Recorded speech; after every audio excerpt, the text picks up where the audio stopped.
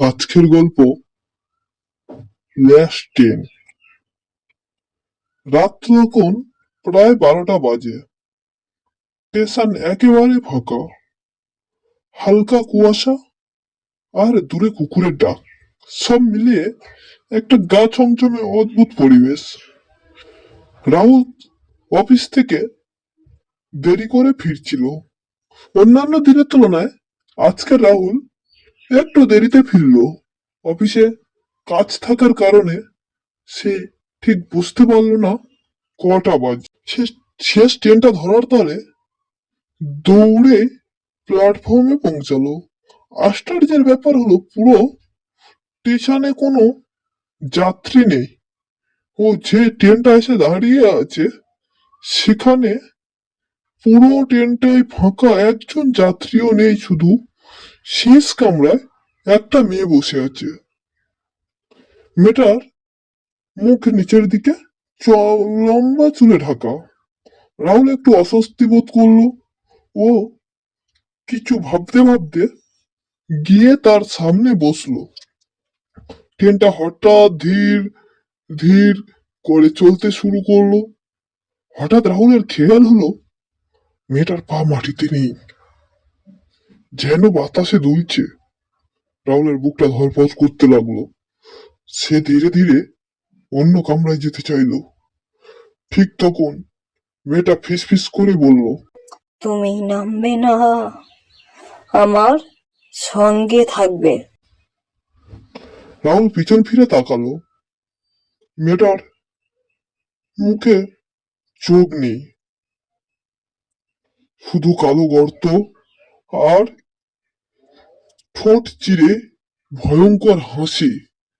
রাহুলের বুকটা কেঁপে উঠল, যেন তার মাটিতে পা নেই। সে ভয়ে দৌড়ে ছুটে পালালো দরজার দিকে, কিন্তু দরজা খুললো না। হঠাৎ করে ট্রেনের লাইটটা একবার জ্বলছে, একবার নিভছে। মেয়েটা ধীরে ধীরে উঠে দাঁড়ালো। তার শরীর মাটির উপরে ভাসছে।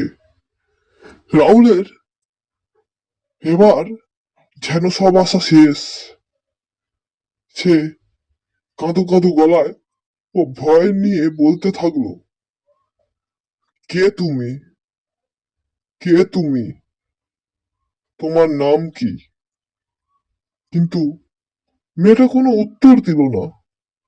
আবারও ফিসফিস ফিসফিস করে বলল, আমি একা ছিলাম, এখন তুমি আমার। আমি একা ছিলাম, এখন তুমি আমার। হঠাৎ ট্রেনটা জোরে ব্রেক কষলো। পরের দিন সকালে ওই কাজ করতে আসা লোকেরা ট্রাকের পাশ থেকে রাহুলের লাশটা খুঁজে পেল। লোকেরা দেখলো তার বুকে থেকে খুবলে তার হৃৎপিণ্ডটাকে কে যেন বের করে দিয়েছে।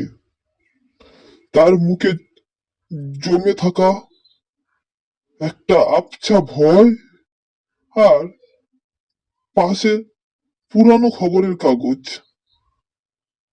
পরে স্টেশন মাস্টার থেকে জানতে পারলাম ওই খবরের কাগজটা নাকি আজ থেকে 5 বছর আগেকার।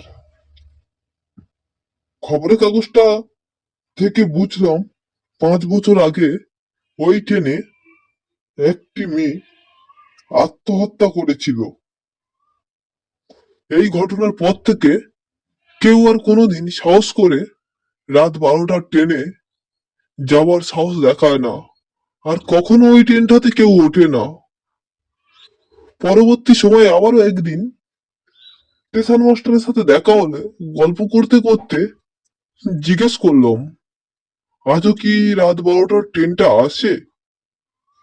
স্টেশন মাস্টার একটু হতভম্ব হয়ে মুখের দিকে তাকিয়ে বলল, হ্যাঁ বাবা, আজও ওই ট্রেনটা আসে, স্টেশনে দাঁড়ায়। ওই স্টেশনের দাঁড়িয়ে ওই ট্রেনটা থেকে একটা শব্দ ভেসে আসে, একটা মেয়ের অট্টহাসি চিৎকার, আর একটা ছেলের বুকে জমে থাকা ভয় আর কান্নার আওয়াজ। ভিডিওটি ভালো লাগলে আমাদের চ্যানেলটাকে সাবস্ক্রাইব করে দেবেন ও লাইক কমেন্ট শেয়ার করতে ভুলবেন না। আর পার্ট 2 অবশ্যই আসবে আপনাদের মতামত পেলে।